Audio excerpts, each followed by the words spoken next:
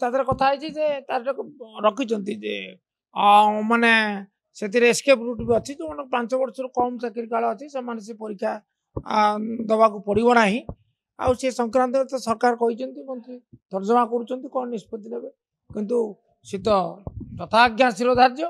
ତେଣୁ ଆଇଦର ଆପଣ କୋର୍ଟ କଥାକୁ କାର୍ଯ୍ୟକାରୀ କରିବେ ନହେଲେ କୋର୍ଟର ପାଖରେ ଇଏ କରିବେ ଆପିଲ କରିବେ। ସେ କହିଲେ ନାଇଁ ସେଥିରେ ଦ୍ୱନ୍ଦ୍ୱ ନାହିଁ। ସେ ବିଷୟରେ ମଧ୍ୟ ଆମେ ପଚାରି ବୁଝୁଥିଲୁ। ସେଥିରେ ଡିପାର୍ଟମେଣ୍ଟ ଆଜି କହିଲେ ଯେ ଆମ ତରଫରୁ କୌଣସି କଟକଣା ନାହିଁ।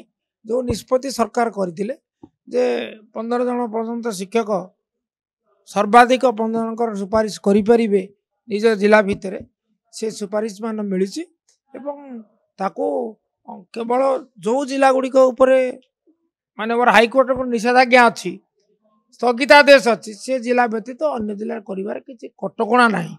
ତେଣୁ ଜିଲ୍ଲାପାଳ ଦିଓ ଏମାନେ କ୍ଷମତାପ୍ରାପ୍ତ ତାକୁ ପ୍ରସ୍ତାବ ତ ଆମେ ଆଗରୁ ରଖିଛୁ କିପରି ଅନୁଦାନରୁ ବଞ୍ଚିତ ହୋଇଥିବା ବିଦ୍ୟାଳୟ ମହାବିଦ୍ୟାଳୟ ଗୁଡ଼ିକ ଅନୁଦାନ ପରିସରଭୁକ୍ତ ହେବେ ଏବଂ କିପରି ଯେଉଁମାନେ ଅନୁଦାନ ପ୍ରାପ୍ତ ସେମାନେ ଅବସର କଲାବେଳେ ସେମାନଙ୍କୁ କୌଣସି ଅବସରକାଳୀନ ସୁବିଧା ମିଳୁନାହିଁ ଆର୍ଥିକ ସହାୟତା ମିଳୁନାହିଁ ତାହା କିପରି ମିଳିବ ଏବଂ ସେମାନଙ୍କର ଚାକିରି ସର୍ତ୍ତାବଳୀ କିପରି ନିର୍ଦ୍ଧାରିତ ହେବ ଏହି ସଂକ୍ରାନ୍ତରେ ଆମେ ପ୍ରସ୍ତାବ ରଖିଛୁ।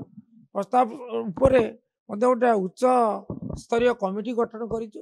ସେ କମିଟିର କ'ଣ ଅଗ୍ରଗତି ହେଇଛି ତାକୁ ଆମେ ଆଜି ତାର ତଦାରଖ କରୁଥିଲୁ ଏବଂ ତୁରନ୍ତ କମିଟି ତାର ରିପୋର୍ଟ ଦାଖଲ କରିବା ପାଇଁ ଆଜି ଆମେ କମିଟି ତରଫରୁ ନିର୍ଦ୍ଦେଶ ଦିଆଯାଇଛି।